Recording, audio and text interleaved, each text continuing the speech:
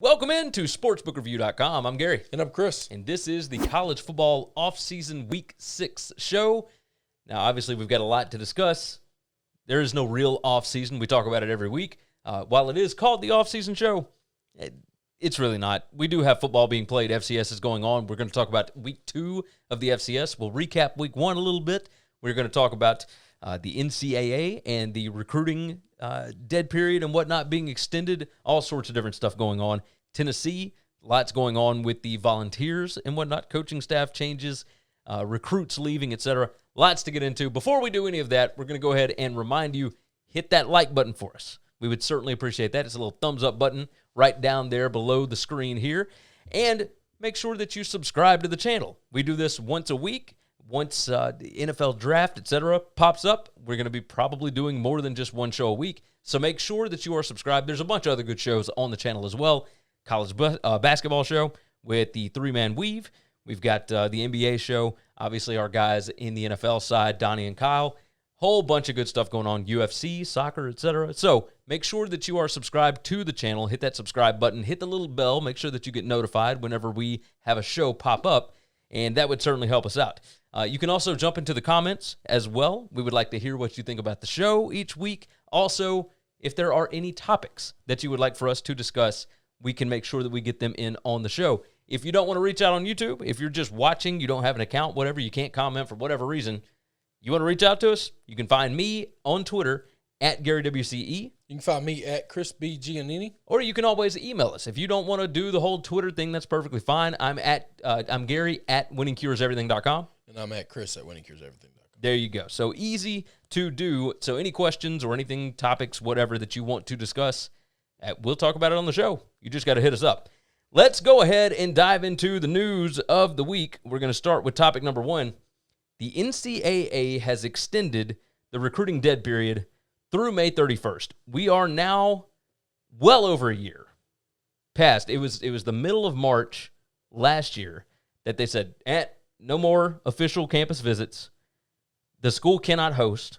The coaches cannot visit with the kids. There's been no interaction between high school recruits and college football coaches for 14 months at this, or it'll be 15 through May 31st. Outside of phone conversations. It's Zoom calls. Zoom calls. Yeah, it's just video conferencing. That's it. All this does really is hurt the kids. Yes. We can talk about it hurting the college football coaches in that they can't really see what they're getting. But we're not even so much worried about that. If the kids can't afford to go on an official visit somewhere, or an unofficial visit themselves, they have no idea what they're getting themselves into. Yep. So, which is going to affect the transfer portal. Exactly. Oh, big time. Big time. Big time. People are going to go to school somewhere, and then after being there for maybe a semester, they're going to look around and say, I kind of hate it here.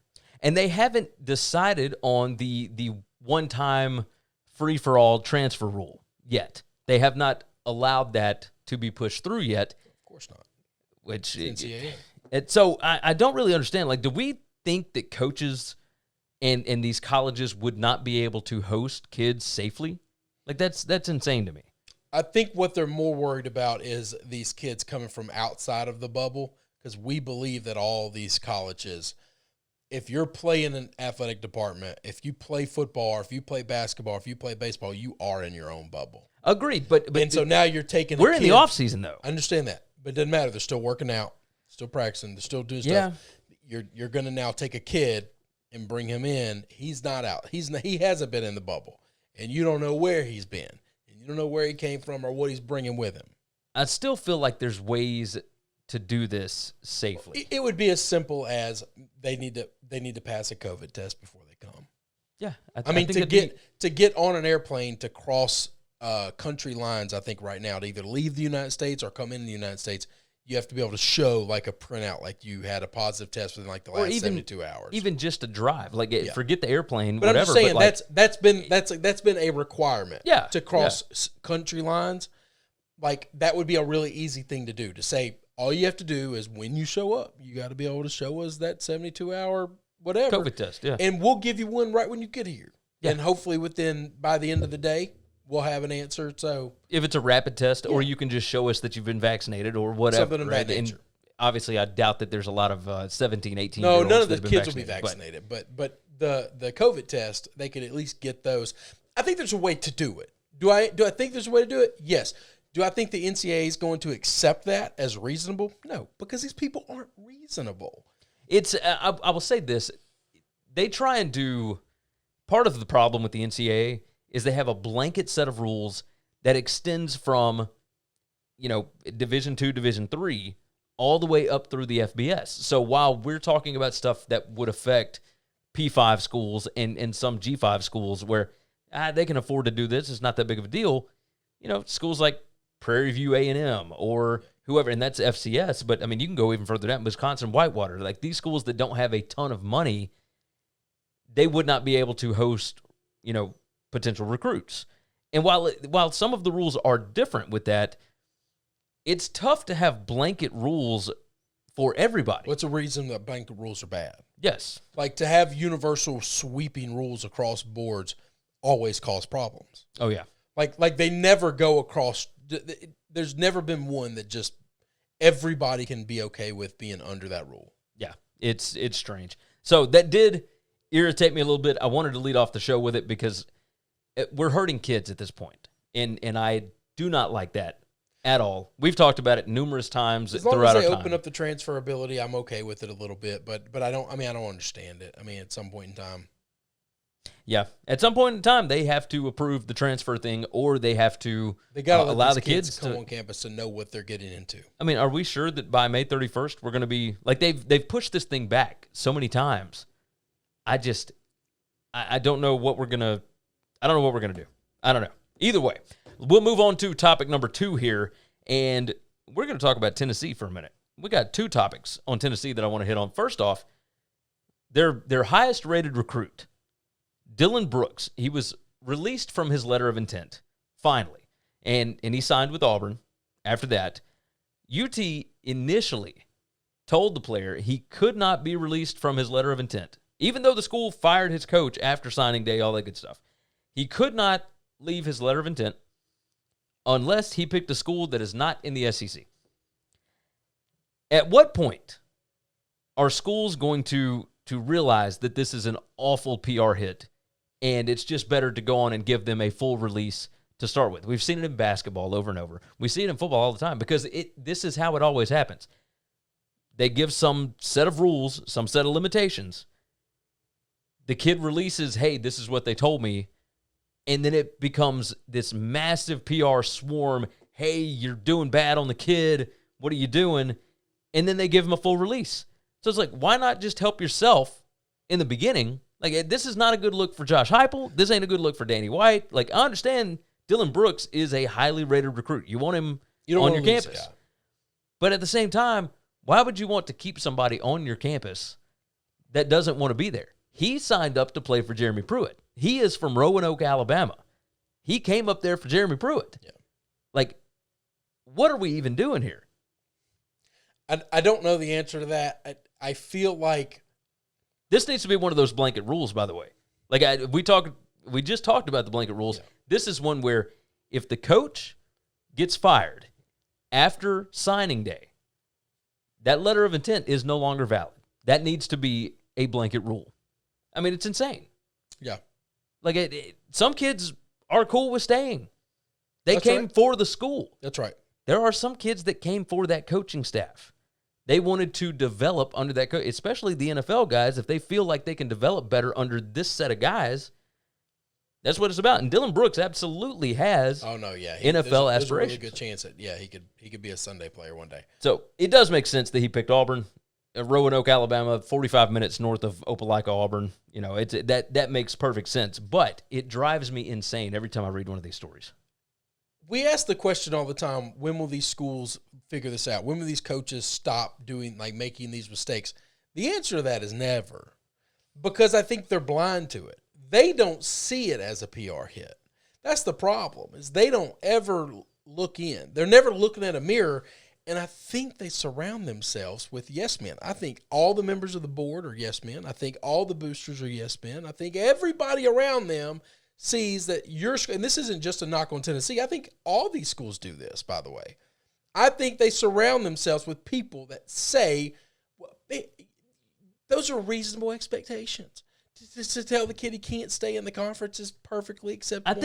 I think 15, 20 years ago, the players did not have the kind of power that they do. Oh, 100%. No, they didn't get this power until like last year. I mean, maybe. It's been like in the last 5 years or so. I think 5 years ago is a stretch, but I get to what you're saying. Yeah. But here's the problem. These guys they're not going to change their ways that quickly. You might be they're right. They're just not. And you think the people running this stuff has changed in 5 years? No, they're the same people who have been there for 25 years. That's a valid point. They don't care. That is a valid point. Staying on Tennessee, obviously, Dylan Brooks leaves. They've got several defensive transfers that have headed out. Henry To'oTo'o looks like he's probably headed to Alabama. Maybe it depends on the transfer rules and whatnot. Like if he could play immediately, whatever. But we'll figure all that out when we get there. Obviously, that will be a topic on the show. The leading topic on this that I put is bet Tennessee overs this year. And here's why. Their defensive coaching staff that they hired in, we didn't get to talk about this last week. Tim Banks is the new defensive coordinator. He comes over from Penn State. He was the co-DC along with Brent Pry. He was not the defensive play caller in Happy Valley. He was like their fifth or sixth option. He has not called plays since 2015 at Illinois, which is not that long ago. But at the same time, he has never been the guy on defense. He had the defensive coordinator title at Illinois, but it was a bigger, he wasn't the guy. We'll just say that. He wasn't the guy there. He's a great recruiter. I want to know who's going to be calling the defense. Well, I'm sure he is. Probably. Willie Martinez is the new cornerbacks coach. He comes over. I want you to think about these seasons from where he was in the last 10 years. Oklahoma, 2010-11, gave up a ton of points. Gave up a ton of passing yards. Auburn, 2012. That's the year Gene Chizik got fired. He was only there for one season. He came over to Tennessee with Butch Jones, 2013 through 2016. You remember, some of those seasons were good. When they played good competition, got their rear ends whipped for the most part, right? Cincinnati in 2017, that was Luke Fickell's first season. They were like 93rd in scoring defense. UCF, 2018 through 2020. He was with Heupel. Those cornerbacks gave up a lot of yardage. Now, it can go very well with what Banks wants to do, which is a very aggressive defense. However, with Heupel's fast-paced offense and with an aggressive defense that is susceptible to big plays, you're going to see a lot of overs in Knoxville this year. I think we're going to see points on both sides of the scoreboard like crazy. I think Heupel's going to revolutionize the offense. Oh, yeah. Now, Rodney Garner, as a defensive line coach, he comes over from Auburn. He's going to be fine. He's kind of fallen off the last couple of years as far as recruiting goes, but he's gotten some big dudes in there, and he was the defensive line coach under Kevin Steele. I think he's going to be okay because, obviously, we've seen Auburn's defensive line, and they got some big dudes, man. He brought in Big Cap Bryant. He brought in, what was the big guy that went to Brown? Derek Brown. There we go. So he brought in some big dudes. So I want to address one thing. Okay. And maybe I'm grossly oversimplifying this. There's never been a great defensive coordinator that was named because they were a good play caller on defense. It's not a play call kind of thing. It ain't nothing like offense where that's a valid point. What you prepare before the week is 100%, 90% of their job. Recruiting for defense is the biggest part because thing. Yeah, dude. Yeah, you got to have dude because that plays out more than it does on offense. Way more than it does on offense. But on offense, you can scheme up everything you want Sunday through Friday. On Saturdays, if you don't know how to call the right plays at the right time, it'll kill you. Yes. That doesn't happen on defense. The fact that he's never called plays doesn't bother me, doesn't scare me, doesn't annoy me at all.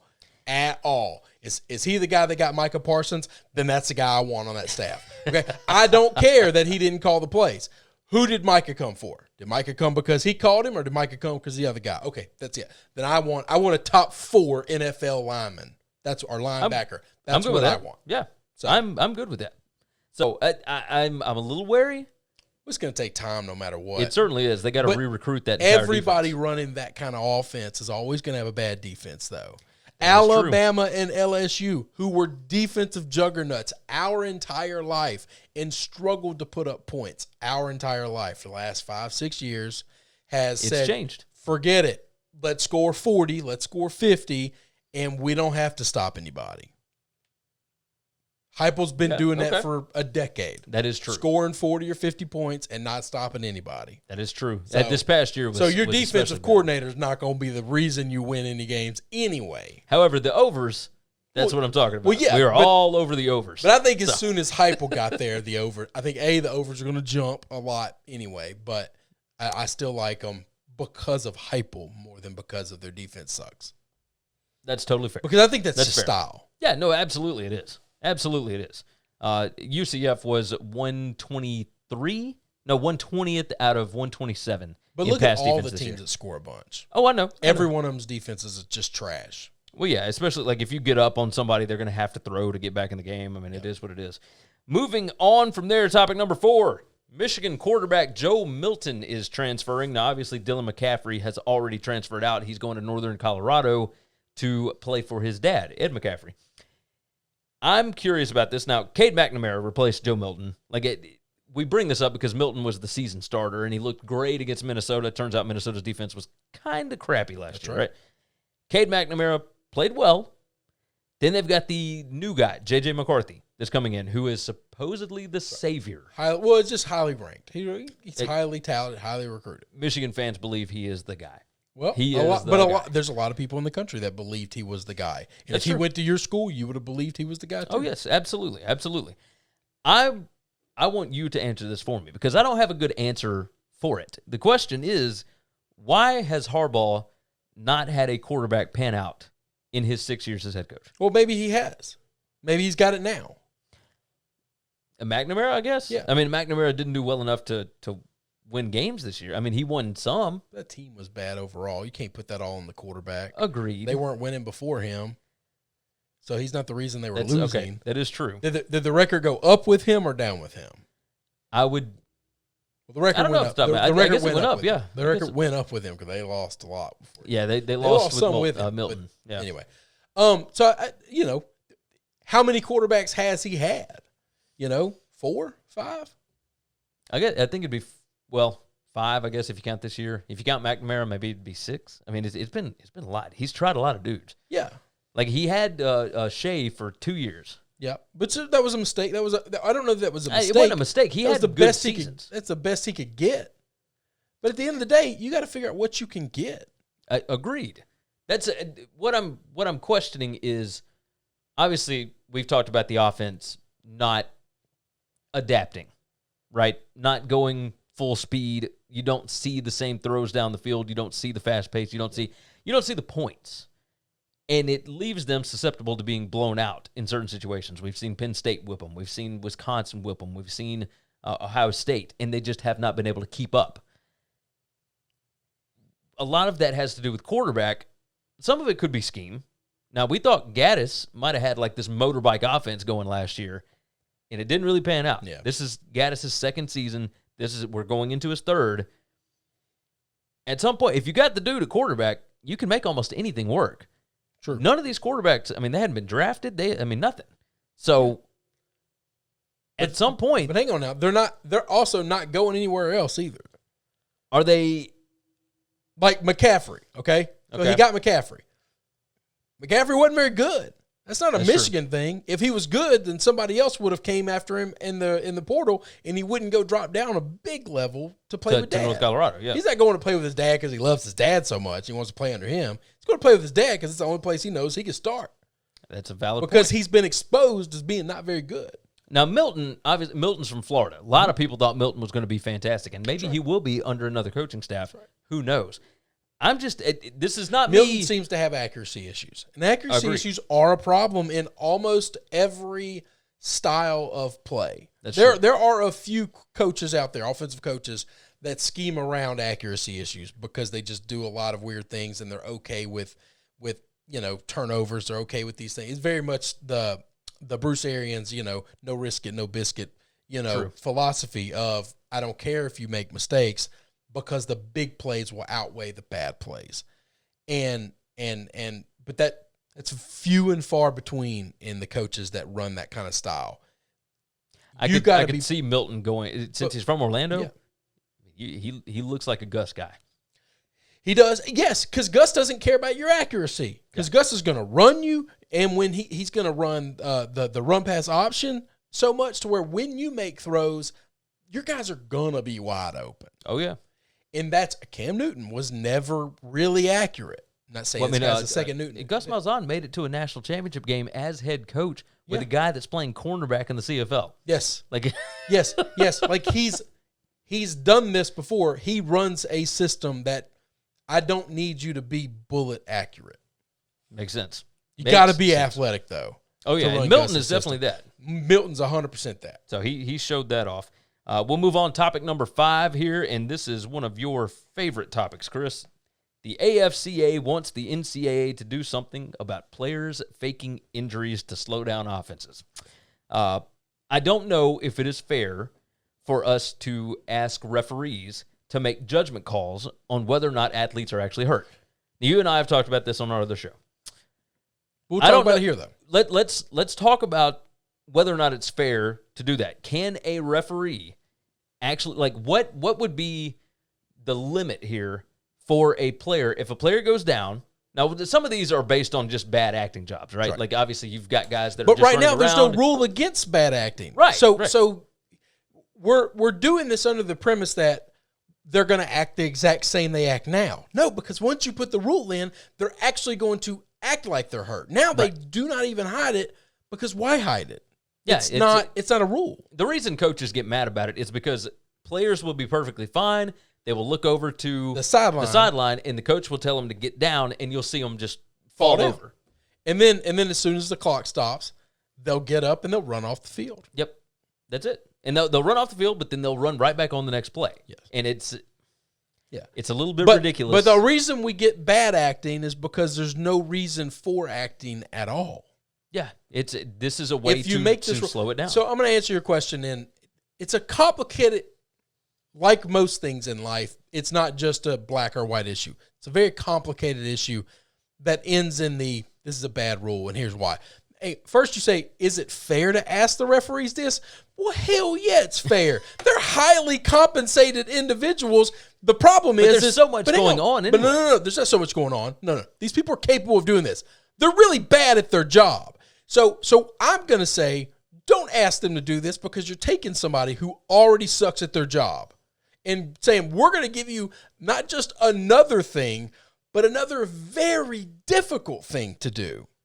I think so. So it's not that I don't think they should be asked to do it. They should be, in a perfect world, they would be better at their damn job. Part of this plays into the fact that these guys work at the Gap on the weekends. Well, yeah. when they're not calling football games. That's what I'm saying. Because of part-time job. College football referees are a part-time job.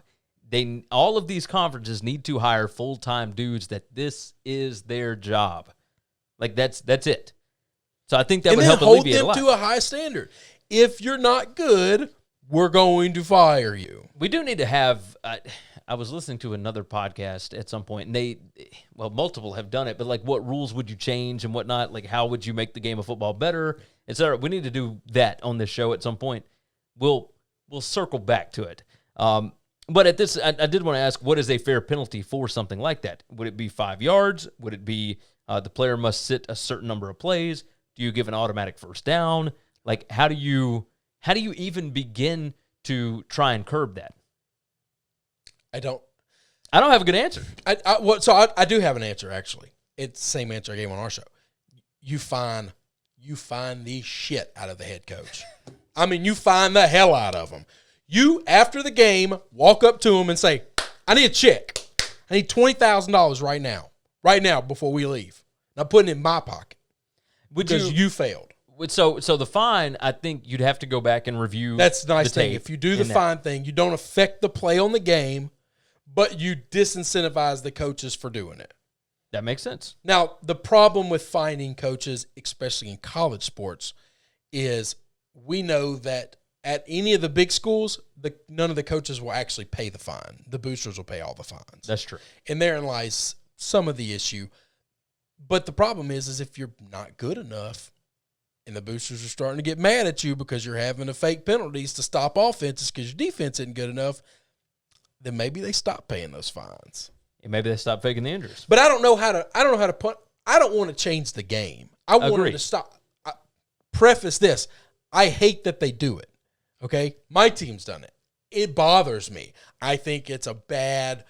I don't like flopping in any sport. This is no different than that. I think it's Bush League. But I don't know how to stop it without making the coaches stop it. I'm not going to penalize the kids. I don't like the idea of taking the kids off the field for X amount of time.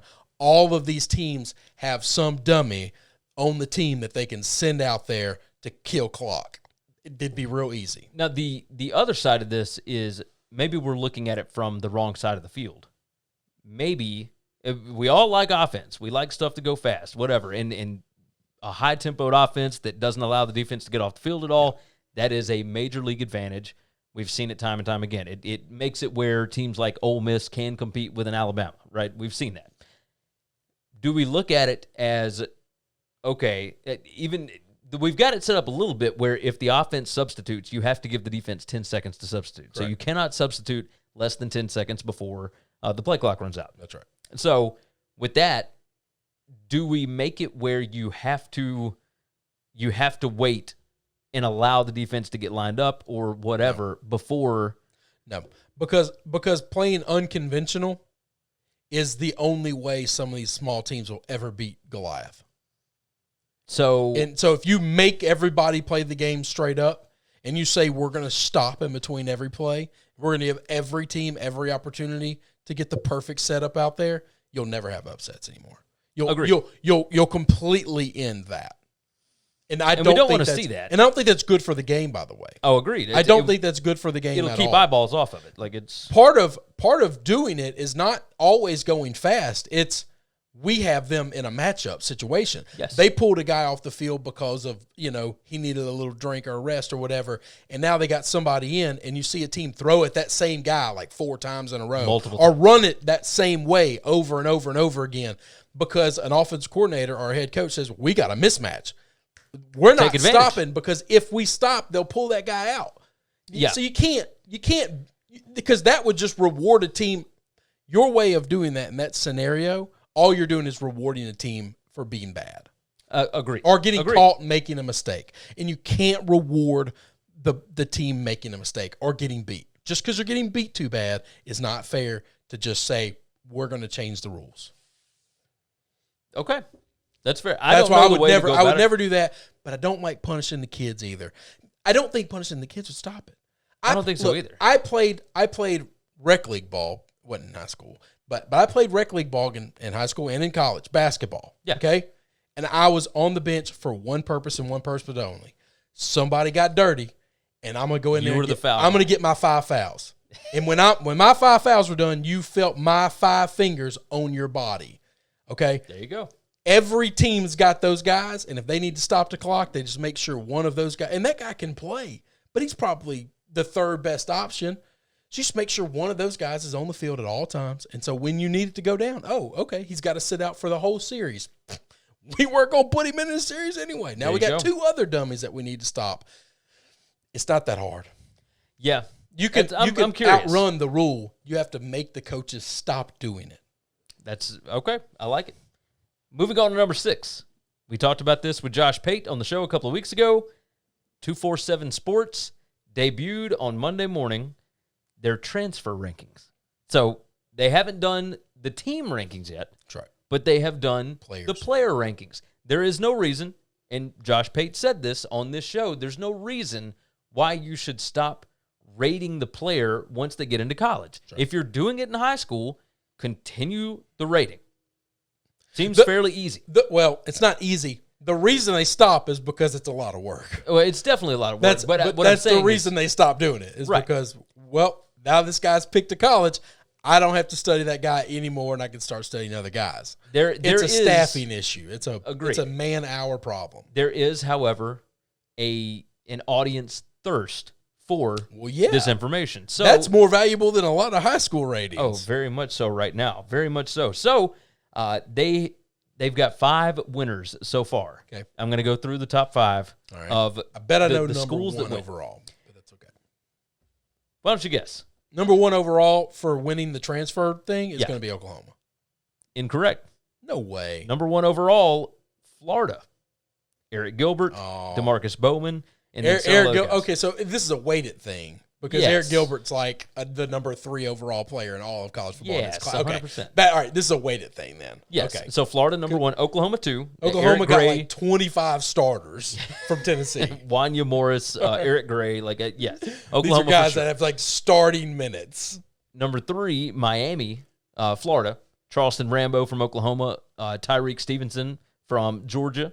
Defensive back. Yep. A lot of guys for Miami. Miami's always going to be king of the transfer because a lot of guys are going to come back home. That's right. So, and a lot of them are from South Beach, man. That's, Number 4 here, Florida State.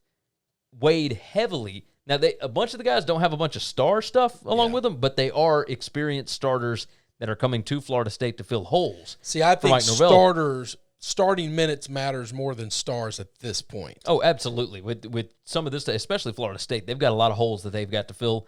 Their biggest get of the offseason, Mackenzie Milton. Oh, yeah. Quarterback from Central Florida. They've actually got a dude that knows what he's doing there. And then they've got some quarterback depth now. 38 years old. I mean, he's been around for I love it. I hope his leg's all right, man. You have no idea how much I love that guy. And then number 5 was UCLA, Zach Charbonnet, along with other, starting guys, that they can fill in holes with. And I mean, Chip Kelly did some good things last year. We'll see if that continues on in 2021. And finally, number 7 in our news topics. We had more this week than typical, but we wanted to get into all of them. Number 7, Notre Dame. They said that they are not going to be in the EA college football game yet. And here's what happened. So athletic director Jack Swarbrick said his school will not provide its name, logos, or other branding property to EA Sports for the game until new rules that determine whether athletes will be able to receive a cut of the game's profits are finalized. So I appreciate that. Listen, that's not going to help Notre Dame in any situation outside of the fact that you have an athletic director that will fight for you to get compensated. Oh, yes. Now so while I can't play with me on the game, I want to play for a guy like that. Yes. I want to play for a school that says we disagree with these rules. They've tried to leave the NCAA so many times. Do you remember? I remember as a child, my grandfather talking about how Notre Dame doesn't need the NCAA. Oh, and I'm talking 100% true. 7 years old. No, Notre Dame, they don't need a conference. They don't need the NCAA. No, we don't need any of you folks. No, we got the Pope. You can't tell us what to do. That's what I used to hear all the time. Do you remember Bill Walsh college football way back when on like the old? It was on. I want to say Sega Genesis. My uncle had a Super Nintendo that I got to play, and it was basically Mario Kart, and that was before that. It was Contra 2 on the regular Nintendo. It was basically my gaming life. Yeah, all right, so I got a Sega Genesis, and I had one game like Sonic the Hedgehog. And whatever. Well, Sonic came with it. The only game I played though was NBA Jams. Makes sense. Bill Walsh college football. I know the first one, and probably several more after that, had Alabama is a state name. Yeah. But there was no Notre Dame. It was Alabama versus South Bend. Yeah. They did everything by the cities. Yes. Yeah. So because they got no licensing. Exactly. Nothing. None. There was no Georgia Tech. It was Atlanta. Yeah. So it is what it is. But I found that very interesting. Do you think they'll have Notre Dame in there and they'll just make like a South Bend team that's green? I don't think EA is going to do anything until the NIL stuff is figured out anyway, because it was going to be 2 years plus down the line before this game comes out anyway. I got you. Why he announced this, I don't know. It helps recruiting. If I was a kid, I want to play for a school outside of some of these. Dabo Swinney going out there saying, if these kids ever get paid, I'm going to quit. Now, I could make $10 million a year, but you get a drop and I am quitting? He said that. He has said that on national TV. Yeah, he said it multiple times. So would I rather play for this guy who's fighting for me to try to get paid, or this guy who says, no, no, no, no, no. You're the help. You stay in the corner. That's a valid point. That's why the athletic director would say that. I'd say it if I was an AD. That's interesting. I would never be an AD because I'd say shit like that all the time. You would certainly say more than an AD typically does. Yes. But I'd be honest. It'd all be stuff that I'd be honest about. I don't think anybody would ever have to worry about your honesty, my friend. No, I'd tell them exactly what I thought. We feel your honesty and on this show. it would be all for the benefit of the kids. Yes. They'd want to come play there because they know I'm going to fight for you. Which would also be for the benefit of me. You. That's right. So, got lawyers galore. We're going to make sure you're protected. I got accountants. I got everybody. What do you need? Let's move into – we've been trying to do this for several weeks. I'm going to go ahead and do it now. We're going to kind of fly through it. Go fast. Nothing major, but the top 12 G5 versus P5 games. This is a look ahead to the 2021 season. Getting excited about the little guys playing the big guys. Yes, we love these matchups. But we want to use see that little and big very loosely here. Yes, because some of these schools are actually bigger than the schools that are playing, but it is what it is, right? So let's start off number 12 here. G5 versus P5 games 2021, the top 12. Number 12, Saturday, September 25th, SMU at TCU. This is the battle for the Iron Skillet. Now, the game was canceled in 2020. TCU had COVID issues. SMU won this game 41-38 in 2019. Before that, TCU was 17-2 in the last 19. SMU was favored in that game this year, right? Before it got canceled. Yes, they were. So yes, they were. They won last year, and they were favored to win this year. Little guy versus the big guy. He ain't so little. He ain't so little anymore. Sonny Dykes against Gary Patterson is a fun matchup because defensive acumen against offensive acumen, and they're both right there in Dallas. Dallas, man, that's a hotbed for football. Oh, most certainly. Most certainly. Number 11, Saturday, September 18th, Mike Leach and the Mississippi State Bulldogs headed to Memphis to play in the Liberty Bowl. Memphis has not beaten Mississippi State since 1993. What date is that? Saturday, September 18th. All right. I might try to go to that. I might be in Chicago. Memphis is 0-12 since 1993 against Mississippi State. State plays in. But they haven't played them in a while, right? It's been, I think 2011 was the last time they played. Now, they used to play pretty regularly. They were scheduled to play a couple years ago when Memphis was real good. And Mississippi State bought that contract out. Yep. They brought in Maine. Now, for anybody that is not from this region, obviously we are based in Memphis. And Starkville was, 2.5 hours away from here? Yeah. So it's not a super long drive. This is kind of a regional rivalry. It's a recruiting base for them, too, now. Yes. Oh, absolutely. Let's not get that wrong. It's definitely a recruiting base for State. No, if I'm not in Chicago, I'll be at that game. Mississippi State plays NC State the week before and LSU the week after. Now, Memphis has got a bye week, I want to say after, and they play after. Like Central it's Arkansas. Like week 1. No, September 18th is week 3. So their bye week would be like week 4, if I'm not mistaken. You can look up the schedule for Memphis. Yeah, September 18th is week 3, if I'm not mistaken. You want to move on to number 10? Keep rolling. Number 10, Saturday, September 11th, App State headed to Miami, Florida. App State is 2-7 against the P5 since joining the FBS. Under Eli Drinkwitz in 2019, they were 2-0. So they beat North Carolina and South Carolina that year. Miami plays Alabama the week before that game, and they play Michigan State the week after. It's kind of a sandwich spot. App State, if they are even halfway decent, now they're going to be breaking in a new quarterback, but if they're even halfway decent, App State could certainly pull that off. Now, Miami has gotten a lot better with De'Aaron King and Brett Rashley. I think Miami is substantially better than App State. But in that sandwich spot, you're playing Alabama the week before and Michigan State the week after. If you're not paying attention, you can get caught. I think that's a good opportunity after Alabama to kick the crap out of somebody you're get yourself feeling you're right. bigger than. Yeah. Number 9 here. You got the Memphis schedule? No, I was pulling Northwestern schedule, and they're playing Duke. I'm not going to Chicago at that point. Okay. I got that confused with the Michigan State game, which is week 1, which is why when you said week 3, I was like, I got plenty of time. I'll be home. Game number 9 here in the rankings. Friday is September 17th, UCF at Louisville. It's on a Friday. Louisville plays at Florida State the week after. Now, this could be interesting. Dylan Gabriel's still going to be the quarterback. Gus Malzahn is the new coach for UCF. Now you've got Satterfield with a team coming off of a pretty dismal season. This is kind of a highlight game even for Louisville, even though they've got Florida State coming the next week. Yeah. It's a Friday night, ESPN audience. I don't know how much UCF is still going to be good. I think UCF's going to be a hell of a football team. I don't think UCF's changing at all. You think UCF could be favored on the road there? I think UCF's going to be favored. I'm not going to be here that weekend. I knew there was something going on that weekend. What you got? I'm going to be in St. Louis. St. Louis? Watching my San Diego Padres. Oh, my word. Against the Cardinals. Sorry. That's pending the MLB lets fans in. But, yeah. That's Robbie. Number 8, Saturday, September 11th. Ball State at Penn State. This was funny when you had this on the list. You got this higher on the list than I think it should be.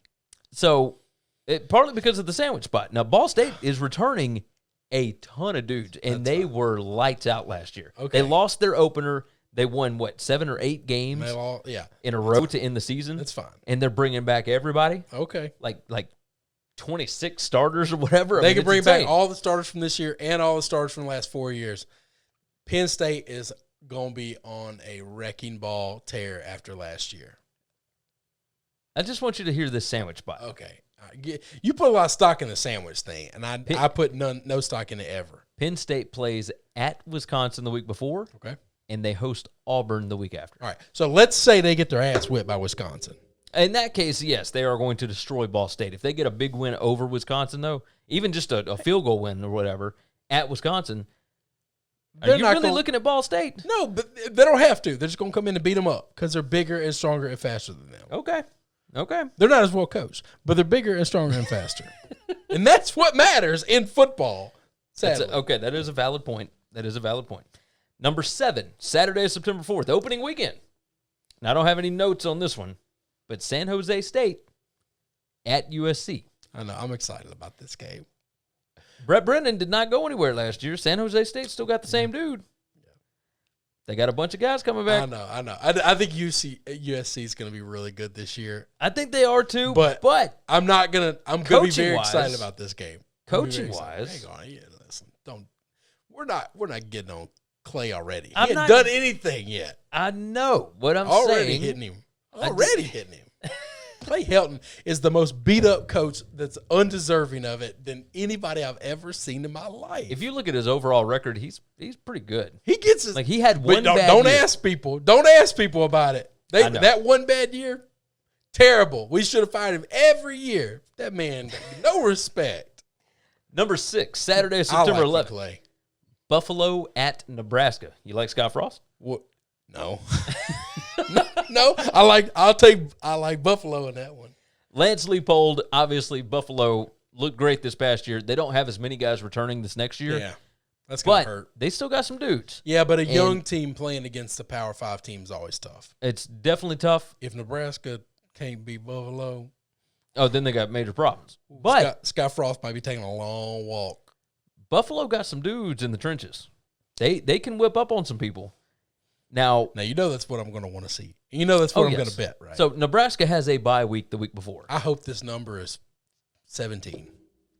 The next week, Nebraska plays at Oklahoma. Yeah, but then they got a bye week beforehand. They're not overlooking a team because they got a bye week. That doesn't matter. You don't think overconfidence might come into play for Nebraska here a little bit? No, I think incompetence would come into play if they get beat, Gary. I think you're looking at this wrong. It's not overconfidence. You're thinking this team is better than that team. No, they're bigger than them, and they're more famous than them, but they're damn sure not better than them. No, they're not as well coached. I will tell you that. Lance Leipold, if you've watched this show for a while, you know how much we love him and what he's doing with the Bulls up in New York. And I really enjoy the struggles of Big Red. Yes, you do. Yes, you do. Now we move into our top 5, and these are some. These are game day games. Every one of these could be game day games. What do they call? Is it Molly Whoppers? It's gonna be something. It's going to be something. A lot of defense in these. Number 5 here, Cincinnati at Indiana. This one's on Saturday, September 18th, week 3 of the season. Indiana plays Idaho before, and then Western Kentucky after. So there's no sandwich spot here. Cincy plays Murray State before, and then they got a bye after. So both of these teams looking dead on. I think Cincinnati's going to make some noise next year. I think that could be a very, and I love very Indiana. And we talked about that throughout the season. If you followed it, that was my favorite story of the year. That's Tom Allen. No, he's the coach that I would just rip the kidney out of my side and just let him have it. I can believe that. I mean, but it's a tough spot. It is a tough spot. I'll probably ride in Cincy. Number 4 here, Saturday, September 18th, that same weekend. Oklahoma State travels up to the blue turf to face off against the Boise State Broncos. Oklahoma State plays Tulsa before and Kansas State after. Again, a little bit of a sandwich spot. However, you're having to travel, so maybe not so much. Boise plays UTEP the week before, and then they got a bye afterwards. I'm trying to figure out. There's a world where both these teams aren't very good next year. Very much so. And there's a world where both of them are really good. Oklahoma State returns a lot of dudes. But they weren't really impressive this year. It was Agreed. just a weird year. Agreed. Are we going to see Fun Gundy? Are we going to see 38 points again? Well, he started to pick that up towards the end of the season. I know, but it took him like Spencer 8 Sanders, games and a 10-game schedule to do it. Spencer Sanders, I think, is still developing, but I don't know how good he actually is. I thought this was going to be the year where he really came in there, and he didn't. I lost a ton of money on his overs. First 2-3 games, I realized these guys just suck. They're not very good this year. Boise, we got to figure out what Boise is going to be with Andy Avalos as their coach rather than Brian Harsin, who is now down in Auburn. I actually think there's a world where Boise looks exactly the same as last year. Yeah. But I don't know that that's super impressive. Well, it's not great. But Oklahoma State's not great either. Exactly. So this could be an upset. If Oklahoma State's the team we thought they were last year, then this is going to be destruction for Boise. You think there's a chance Boise's favored here? I mean, they're at home. We need to see the first couple of games. I need to see what Oklahoma State looks like, and I need to see what Boise looks like. But is it a possibility? Yes. I can believe that. Number 3, and your favorite one on the list, I think you might would have had this number 1. Yeah. Saturday, November 6th. All the way in November, we got one of these. I might try to be at this one, too. Liberty at Ole Miss. Now, why is this a big deal, you might ask? Well, the Liberty coach is Hugh Freeze, who used to be the head coach at Ole Miss. Run out of town on Ole Miss. You got that right. Of course, there's probation, causing all kind of ruckus and problems on his way out. There's a reason why fans at Ole Miss told Lane Kiffin to make sure that he gets a burner phone once he got into town. Ole Miss plays LSU and then at Auburn before. Lane against Hugh, regardless of the Ole Miss tie, is irrelevant. The Lane against Hugh we're going to have 150 points in this ballgame. I wouldn't doubt it. And the pregame's going to be pretty great. Unbelievable. Pretty great. So do you think that Ole Miss fans will cheer for Hugh? Yeah. I think they will too. So I have some big Ole Miss friends that have told me when they saw this schedule come out that they want us to go to the game together, which I would love to go with them. And he said, "You going to wear the Ole Miss gear?" I was like, I'll 100% be wearing Ole Miss gear, my Lane train gear. He said, "Good, because I'm going to be wearing my Liberty gear." And I was like, "Really?" He said, "Yep." It's He's not like, hard. I'm buying it for this year. You can make it easy for everybody down there if they just make it like a red out. They do the blue and everybody wear red and everybody wear white, whatever. Just make this one where everybody wears red. That powder blue is the prettiest color. Oh, it certainly is. But if everybody's wearing red, I'll be wearing powder blue. Then you can just make it easy for everybody because Liberty's colors, red. Anyway, Hugh is still loved in Oxford. Liberty has UMass the week before and then a bye week after. Ole Miss has Texas A&M after. Liberty don't play a lot of people all year ever. So. No, not really. They do have a lot of ACC opponents. I mean, they're an independent, so they gotta find games. Trying to get games. But this could be very interesting. Very interesting. I will tell you this: before Lane was hired last year, heard a lot of rumblings from some of the people that had money down there that they wanted Hugh back. Well, yeah, no, they didn't care. I was under the remember. Yeah, we talked about. We covered this with our other podcast that there's a world where I would have never fired him. Agreed. I would have said, "Oh, tell me what the penalty is. Oh, it's 8 games. Hugh, sit your butt down." Yeah, we'll have Matt Luke as our coach for 8 games. 8 games, and then Hugh walks back up. I'd have never fired him. Our top 2 games, number 2 here, opening weekend, Saturday, September 4th. The Louisiana Ragin' Cajuns headed over to Austin to face off against the Texas Longhorns. I like that you put this up here. I wouldn't have had it. I'd had it way in the back. The fact that you put it up here makes me smile so much because if the Raging Cajuns pressure, baby, can pull this off. Well, we just saw Louisiana play at Iowa State. I know. In a season that Iowa State made the Big 12 title game. No, yeah. So now they're going to Texas, who is not nearly as well run as they are in Ames. No. And you got Billy Napier with who already 18 has starters back, 19 starters back. And it's just a powder keg waiting for somebody to light a spark. Texas got Arkansas the week after. Louisiana's got Sark. McNeese or something like that. Sark could start off rough. That's a bad I hit. didn't think about the possibility of this being a close game until you kind of started telling me the story and painting the picture and putting it together for me, and now it just makes my heart smile. Now, both of them have coached under Nick Saban. Billy Napier has turned down a bunch of jobs. He's got something going in Louisiana. He gets a bunch of guys back. They're all coming back this season. They are going to make a run at this thing. And they get to play Texas. Coaching under Saban's completely irrelevant to his resume. Agreed. By the way. Well, Napier is the same thing. I mean, because it was years and years ago, right? But Sark is the Texas coach. Was literally nothing. Like, yeah, it was 2 seasons or three. But even then, he was a winning coach before Prior. that. Yeah. Now he wasn't winning enough to get the Texas job.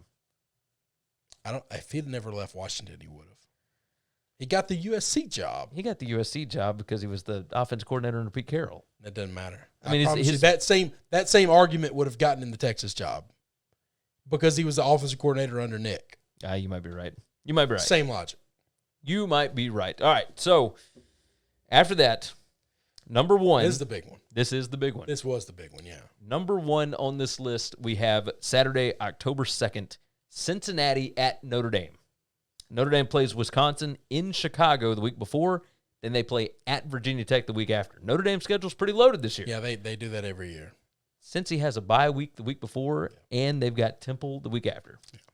Like, there ain't nothing else to look forward to for Cincy except for this. If Cincinnati can win both their non-cons and can roll through, if they can come through undefeated and we get a chaotic season where you don't have any monster juggernauts, there's a world where they finally just say, we got to let them in. If they beat Indiana and Notre Dame on the road, along with rolling through the AAC unscathed, this would be the year that they'd have to make the playoffs. You got to let them in. Now, it's hard to say that because we don't know who else is good. Yeah, we don't know if Notre Dame or Indiana. USC or Oregon end up undefeated.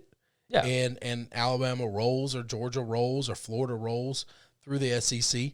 And, Clemson moonwalks their way through their conference. Like we don't know. It'll still be tough. Odds are, though, if Cincinnati goes undefeated, you're going to have teams with 1 or 2 losses in those other conferences. That's the odds there. It's the odds. You're right. And we don't know if Indiana is going to be the Indiana that they were this past season or the one that they have been for I don't think decades. they will be, but it doesn't. That shouldn't matter. Indiana is still better than 80% of the teams that Clemson's going to play. That is true. Indiana, Notre better Dame, than everybody on the ACC schedule that's not Miami and Clemson. Yeah, probably. Yeah, probably so. And do we know that Miami's better than Indiana? No, I don't guess so. So but here's the other side of this is Notre Dame has also got USC, Wisconsin, Cincinnati, Stanford. Like they got some of these big boys back on the schedule this year. And Notre Dame has to replace some pretty big NFL guys and their defensive coordinator and blah, blah, blah, blah. Notre Dame might not be as good this year. So if you have a win over an 8-4 Notre Dame, is that enough? Well, they're not going to be 8-4. Well, so that's the question. Like if one of them is a loss to Cincinnati, well then you can lose to USC and Wisconsin. Let's say they're 9-3. Okay. Let's say they're 9-3. I'm going to tell you that win over Notre Dame is still substantially better than any win Clemson's going to have on their resume the whole year. Yeah, I think Clemson plays Georgia in week 1. But aside from that. Aside from their one non-con game. Because Cincinnati, I think overall Cincinnati's schedule is going to be more difficult than Clemson's. Yeah. So, interesting stuff. That is your top 12 P5 versus G5 games. Now we are going to move into, we'll spend about 20 minutes on our recap and our preview here, not too much time on the FCS stuff because we are still learning these teams. So let's go ahead and dive into FCS Week 1 notes from last week. TV channels going forward, ESPN 3, ESPN Plus, Pluto TV, Flow Sports. It's all streaming. You're not going to be able to find FCS on basically any actual cable channel. Kind of sucks. A total disservice to these schools. Yeah. And most of those streaming services are bad. Yes. They're real bad. Yes. I don't know. The Flow Sports, like ESPN Plus has been good. Yeah, ESPN's fine. They're a legit professional company. Pluto TV is actually pretty good. Like they do Big Sky stuff and whatever else. I don't want to badmouth them because I don't know who owns them, but the Flow Sports thing is Flow Sports was awful for baseball this weekend. And Flow Sports has been pretty bad for so I've tried to watch like some high school stuff on there. And before. It's really expensive, by the way. $30 a month. It's insane. You'll grab Hulu for like $8. What are we talking about? I agree. Jackson 11 seasons of MASH on that joker. Jackson State beat Edward Waters 53-0 in Deion Sanders' debut as head coach. We're not going to talk much about this, but his stuff was stolen, and then it was recovered, but not stolen. It was recovered in his locker in his office. Not in the locker room. But he thought he left it in the locker room. He's still mad about this. So that was the big topic from this weekend as far as the FCS stuff goes, which is both sad because we had a top 5 matchup that was really good, came down to the final seconds. They weren't going to talk about that anyway. I know, it's insane. They were still going to talk about Coach Prime. Even if that didn't happen, they would have still talked about Coach Prime. The 53-0 win over Edward Waters was nothing to talk about. I mean, it was but that other game was great. That's the next one on my list here. Okay. South Dakota State beats Northern Iowa on the road 24-20, scored the winning touchdown with 19 seconds left. South Dakota State lost their top 2 quarterbacks. Northern Iowa lost their top 2 wide receivers. Pierre Strong, the running back for South Dakota State, he was their leading rusher. Yep. He was their leading receiver. He was Mr. Everything. And this game was awesome. Absolutely awesome. South Dakota State goes up 17-7, and Northern Iowa fights their way back. It was great. We watched it on ESPN Plus, but it got added to ESPN Plus like pretty late in the week. You know, it was just kind of ridiculous because I don't know. ESPN Plus has a contract with the Missouri Valley Conference, so we'll see more stuff going forward. But that was one hell of a ball game. One hell of a game. North Dakota State beat Youngstown State. This was also on ESPN Plus, 25-7. Offense did not look very good without Trey Lance and some of those other guys. Former Iowa State quarterback Zeb Noland was 9 of 18 for 74 yards for the Bison. You're North Dakota State. You don't get to replace NFL guys and just think, we'll be fine. So they have had NFL quarterbacks time and time again, right? Carson Wentz, and then Easton Stick, and then Trey Lance. And it's been kind of going, and now they've gotten a transfer from Iowa State, Zeb Noland, who was okay at Iowa State. But it's going to take some time for them to... He just might not be an NFL guy. It's entirely possible. And it is a spring season. It's whatever. North Dakota State averaged 6.5 yards per rush. Youngstown State only 1.5. Yeah, Youngstown's struggling. Very much so. Very much so. Tennessee Tech upset number 13, Austin Peay. That was the most shocking score of them all. 27-21. I'm going to tell you what was so weird about this. Wonder Boy. Scotty Baldwin, who was the Southern Miss interim coach, left in the middle of the season to go be the Austin Peay coach. He was the Southern Miss interim coach for one game. No, it was like 2 or 3 games. Yeah, because the head coach got fired after the first game. After one game, and it was just really, really strange. But Austin Peay outgained Tennessee Tech 373 yards to 156 and lost the game. Yeah, they had 2 interceptions. They had 13 penalties for 122 yards. That'll do it. And I did not realize this last week when we did the show because none of the preview stuff that I went over had it. But Jeremiah Oatsfall, the quarterback for Austin Peay in the fall fall season, whatever, the game against Central Arkansas, he was the quarterback. He was the dude. He's been the dude there for a while. He transferred or is transferring, so he did not play in this game. So they had a different dude. And they still put up a ton of yardage and whatnot, but there were mistakes galore. Austin Peay, I think, is still going to be fine. Yeah. They're still a pretty good team, but Tennessee Tech showed up, looks good, and they are in the top 25 this week in the FCS. So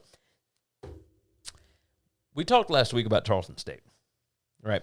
They got beat by McNeese, 40-37, double overtime. They were up 31-17 with 4 minutes left. Had to give up an onside kick and whatnot. Gave up 2 touchdowns in 2 minutes. Just ridiculous. Just ridiculous. So Charleston State was mad. Yep. Now, remember, this is a team that was not even FCS last season. They were a Division II school, and they were whipping teams in Division II. That's right. But we were curious, okay, well, when you move up to FCS, how big of a jump is that? Well, they moved up, and they played FBS New Mexico State. Now, New Mexico State is the only FBS team that is playing this spring. They're doing some bye games with some FCS teams just so that they can have some semblance of a season. Got it. Because the governor of New Mexico just shut down athletics for the fall. And now they're allowing them to play in the spring. Charleston State beat them to death, 43-17. Now, my first question is, how good does McNeese State look right now? My second question is, at what point is New Mexico State going to fire Doug Martin? He is 5-20 since 2018. They'll fire him as soon as his contract's up. I don't see. They're a school that's not paying 2 coaches. I think that makes sense. I think they're just not going to do it. I was curious if they would fire, because this is a weird situation anyway. They've got 4 games. There's no winning and losing to them ever. They're going to wait until your contract is up, and then they'll fire you. I guess that makes sense. Have they fired anybody in a long time that wasn't out on their contract? Nah, not really. Not really. Because they're not going to pay 2 coaches at once. You're probably right. That $400,000 got to go a long way. You're so right about that. So right about that. What do you think the over-under is on what that guy makes? How close was I? I bet he makes $500,000. Oh, yeah, I was about to say it ain't a whole lot more than that. No, but they're not going to. New Mexico State. They're not going to do more than that. New Mexico State. Moving into the FCS Week 2 preview, I got 5 games that we are going to go over. The lines at the time of recording are not out. Typically, these are coming out at the end of the week. So we'll go ahead and give you what the projections are and whatnot. We'll talk about the games. What was it? Earns more than $400,000. That's $450,000. $450,000. So right in between. Last year was $429,000. Oh my word! All right. Game number 1 for us to talk about. This brain's good for very few things. Very, very few things. But random coaches pays. I'm pretty good at guessing. Pretty good at that. Number 18, Southeastern Louisiana, the Lions. They are playing at number 17, Sam Houston State, the Bearcats with a K. I like Sam. Yeah. I don't like. We talked about them last week. I don't like the K with the Bearcats, but I like Sam Houston State. Saturday, September 27th, that one's 7 p.m. Eastern Time on ESPN+. The projection has Southeast Louisiana winning 31-30, so this should be a barn burner. Super close game. So this is a Southland Conference game. Sam Houston State in the fall is going to be moving to the newly formed or reformed WAC conference. So the Western Athletic Conference. Yeah, they're moving up, right? It's not up there. It's still an FCS conference. I thought WAC was a FBS. It used to be. I know it used to. Because Utah State and whatnot, Boise State was in it and whatnot. Yeah. However, the conference disbanded. Everybody kind of got spread out, whatever. So they're reforming right now. Tarleton State, Dixie State, et cetera. They are going to be part of this. But that's not happening until the fall. So right now, this is the last season for Sam Houston State in the Southland Conference. So this is kind of a big deal. Sam Houston State's game last week was postponed or canceled or whatever. We don't know what to make of this yet. Sam Houston State was 7-5 last year. Southeast Louisiana was 7-5 as well. We expect both of them to be better. Yeah, I think this spring, but we don't know yet. So the projection has Southeast Louisiana by 1, and the total around 61 points. I think it's going to be a lot of fun. So that one, prime time, I guess, Saturday night, whatever you want to say. Game number 2 here, and let's go ahead and talk about the South Dakota State Jackrabbits. Number 3 now after I won't call it an upset win because they were favored, but the comeback win? The comeback win. Yeah, they were down. The comeback win over the out northern Iowa. There we go. I wrote it down wrong. I got you. North Dakota had a big upset last week of Southern Illinois. Southern Illinois was a projected top 15 team. They were a preseason top 15 team. They beat them to death 44-21 last week. Southern Illinois could not keep up with them. And San Diego State, of course, won 24-21 at number 3, Northern Iowa. We talked about that. South Dakota State? Yeah, South Dakota State. What did I say? San Diego. South Dakota State. We're okay. Sorry. I was about to say, I'm gonna if get San my Diego mind State's right. playing in this conference, they going to win them all. Game They over. going to win them all. Our question here is North Dakota legit, right? That's the biggest question because Southern Illinois couldn't keep pace with them. Yeah. I mean, they were moving up and down the field on them all day long.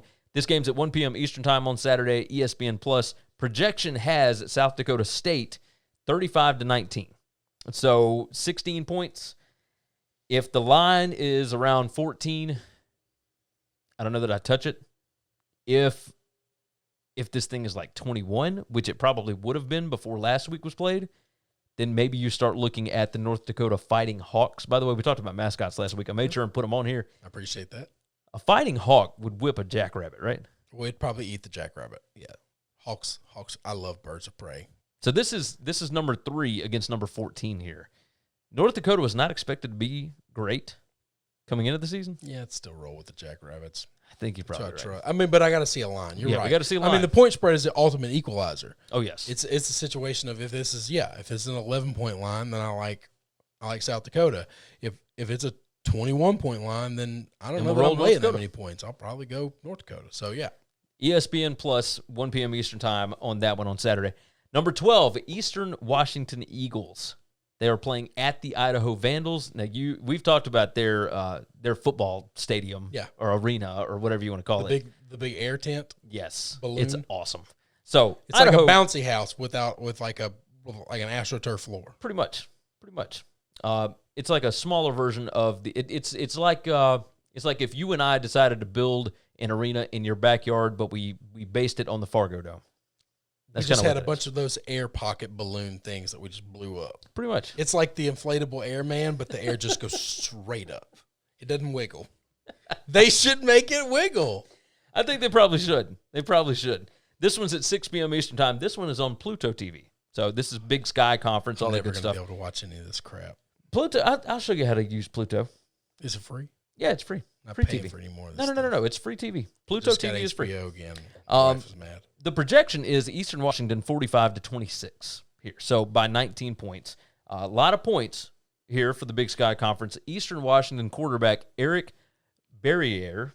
I don't even know how you say his name. Yeah. He is the only Walter Payton Award finalist returning this season. He was number 5 in the voting last year. Okay. 14.4 yards per completion last season with a 31-4 touchdown to interception ratio. That sounds pretty good. It's not bad.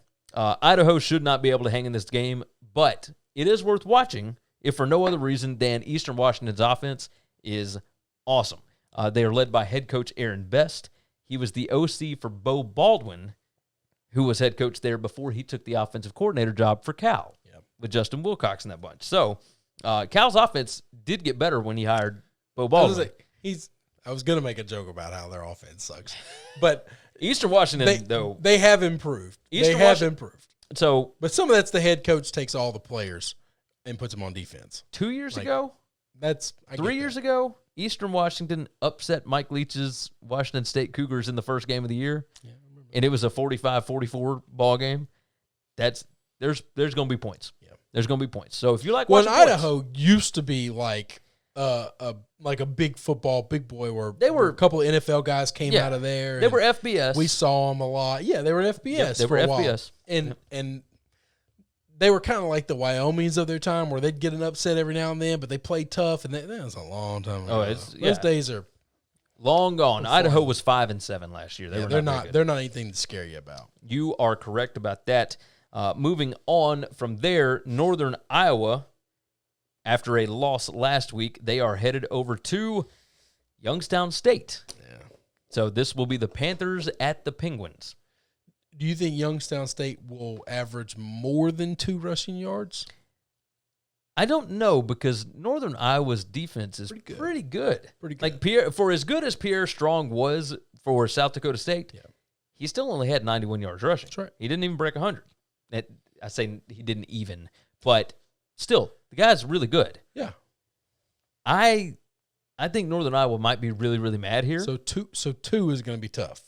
It might be tough. I do think this. I think Youngstown State is better. Can't get 2, they won't win or cover whatever the number. This is true. That's just my philosophy on how this game's going to go. If Northern Iowa's top 2 wide receivers are not back for this game, yeah, that's going to hurt. It could. But I think Northern Iowa can push them around. I think they can too. But that's the only game I watched a lot of, so I kind of have an opinion about them because Saturday, I saw them even in a loss. This game is Saturday at 12 p.m. Eastern time, so it's 11 a.m. Central time. It's ESPN Plus on this one. Projection is Northern Iowa 27-16. Oh, Youngstown is not bad. Youngstown's not a bad team, but Northern Iowa is much more of a defensive football team, that's right, which can get you caught in a situation like this. This is not Northern Iowa is not somebody that's going to go out and score 40 points a game. It can get you covered, or it can get you caught. I mean, we'll see. I don't know. That other team has to find a way to put points on the board to get That's caught. true. Yeah, Youngstown really didn't show that against North Dakota State, but I don't know how much. Being a defensive team can hurt you by not being able to cover games, because if you can't score a lot, but the other team can't score any, then you just going to win a close game. I just wonder how much of Youngstown State's first game was because they were playing the number 1 team in the country. Well, yeah, that could have a lot to do with it. But I mean, this week they're playing the number 5 team, so it's like, out of the frying pan into the fire, right? All right, last game here, and then we will let you guys get out of here. We certainly appreciate all of you hanging out. Number 23, Tennessee Tech. The Golden Eagles. Made it into the top 25. You got it. They are playing at number 16, Jacksonville State, the Gamecocks. So a Golden Eagle and a Gamecock. Who would you take in this one? Probably the Eagle. The Rooster can't fly, man. Nah, you got that right. I know Roosters are mean, man. I know. They are mean. They're some mean jokers. So if he gets the Eagle on the ground, the Roosters are going to wear him out. Exactly. But don't land. But see, he's got to come down at some point. No, you just come down to attack and just keep swooping. Yeah, well, if he comes down to attack, he can get caught, though. No, they can't raise those chicken feet way up in the air. Not the chicken feet, but you can. No, they can't do that. Use the beak a little. No, you can beat those feet all you want. 1 p.m. Eastern time on ESPN Plus. Snakes, man. On this one, Jacksonville State is favored 36-21. So favored to win by 15 here. Tennessee Tech played pretty flawlessly last week. Again, they were outgained 373. Well, they played against a team that made a bunch of mistakes. Yes, they played mistake-free football last week, but the other team made a lot of mistakes. Yes, Jacksonville State significantly better on defense. No, I agree with that. Jacksonville State actually played in the fall. They went 3-1 this fall. They were very close to beating Florida State. Do you remember that? Yeah. So this is a question that I like to look at when I'm watching football that I know about. Okay. I wonder if the books will make these mistakes too. We know Tennessee Tech's win a little fluky. Basically, Austin Peay made a ton of mistakes, but Tennessee Tech's got the win. Yes. Will that affect the point spread? And will they look at Tennessee Tech like they're a better team than they really are? Or are analytics so good they'll just make the spread what they think it should be regardless of what that last score was? Because a lot of times they won't. And they'll just say, this team beat this team, and they'll overinflate a number or over-decrease a number. I will tell you this. Analytics for FCS are pretty hard to come by. Well, yeah, because nobody knows what in the hell they're doing. Exactly. They basically got 1 week worth of a model. Right. So, and you can't use the same model for these kids you do for the other kids because it's just not the same. You're not going to get two. Now, some of these. You might not get 2 games in a row where these teams look like they look. Exactly. So, some of these lines are dead on. Right, dead on. Yeah. Northern Iowa and South Dakota State. Yeah.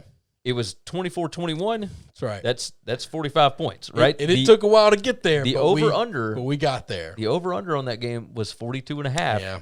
And South Dakota State was favored by 2.5. Yeah.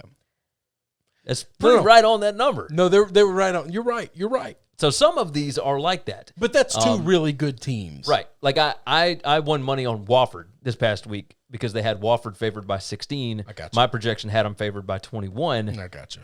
Wofford won by 17. Good team versus right bad there. team, yeah. But there are some of these, like North Dakota State is always going to be overvalued. That's right. Like because of name. Yeah, that line got up to like 23, 24. I mean, they won by 18. What do you think Jackson State's next line will look like?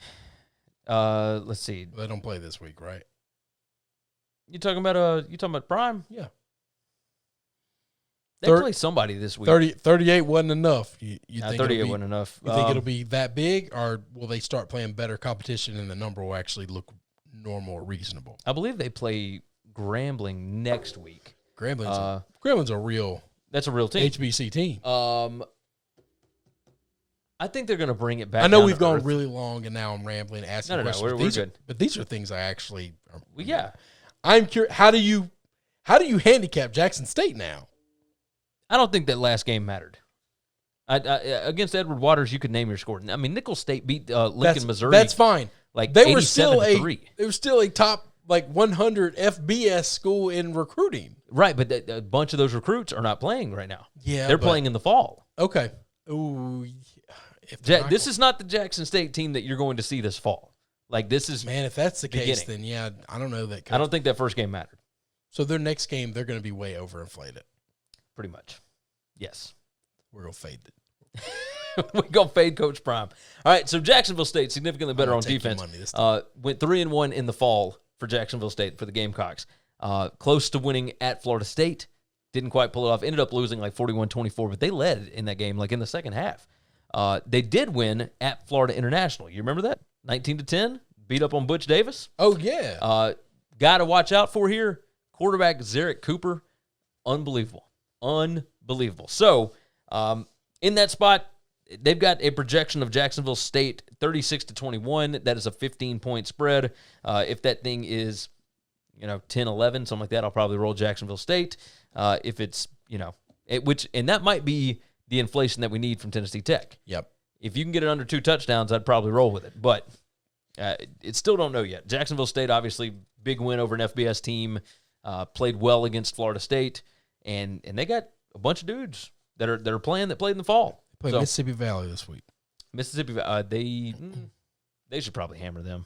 I would think so. They should hammer them. Then Grambling. That Grambling game is going to be real. Oh, it's going to be so good. That's going to be the game you want to watch. Then Prairie View A&M. We'll be previewing. They're going to start playing some real football in a minute. Oh, yes. No, I'm excited. Because they don't play a lot. I'm excited. I'm pumped about it. FCS football is absolutely legit.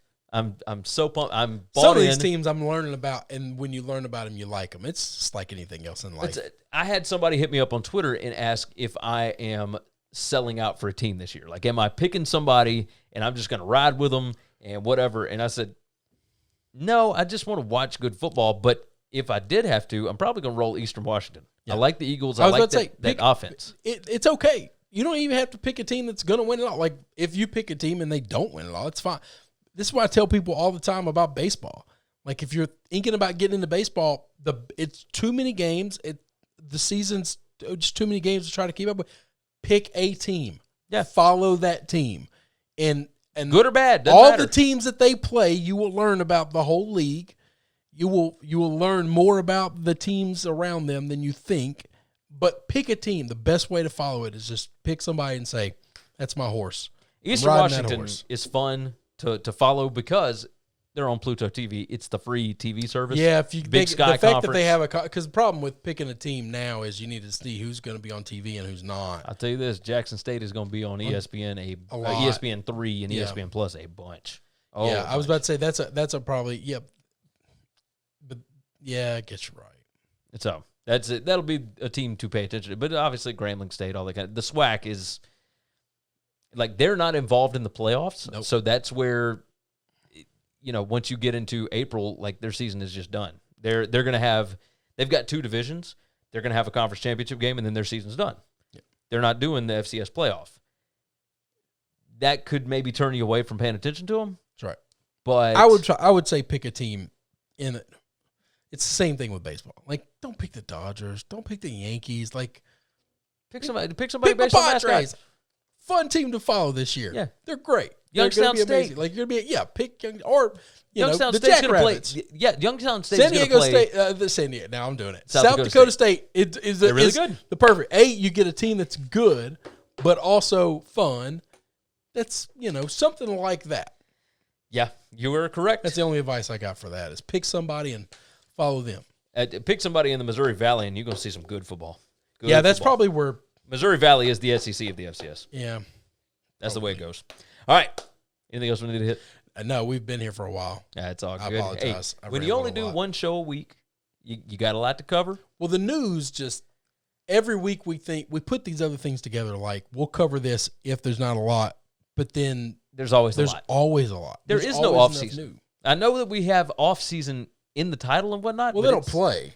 Yeah, just the FCS or FBS is not playing. Just because it's the off season doesn't mean there's not news going on. Exactly. There's always news. So there's always off season news. That is the way that it goes. You guys have been fantastic. Thank you so much for jumping in with us. If you would, leave a comment. Let us know what you would like for us to talk about next week, what you like about the show today, what you would like to see going forward. Yeah. We want to mold this thing into what you guys want, not just what we want to do. Obviously, that's going to play a huge part in it because we like to entertain ourselves. But we also want to be entertaining for you guys as well. So jump into the comments. Tell us what you like, what you don't like. If you don't want to do that, you can always hit us up on Twitter. I'm at Gary WCE. I'm at Crispy Giannini. Or you can email us. I am Gary at winningcureseverything.com. And I'm Chris at winningcureseverything.com. We make it pretty easy, don't we? Yeah. Very simple to do. Dummy proof. Like the video for us, of course. Make sure that you are subscribed to the channel. Again, great content all across. And there is the website, sbrpicks.com/NCAAF. There is a link down in the description.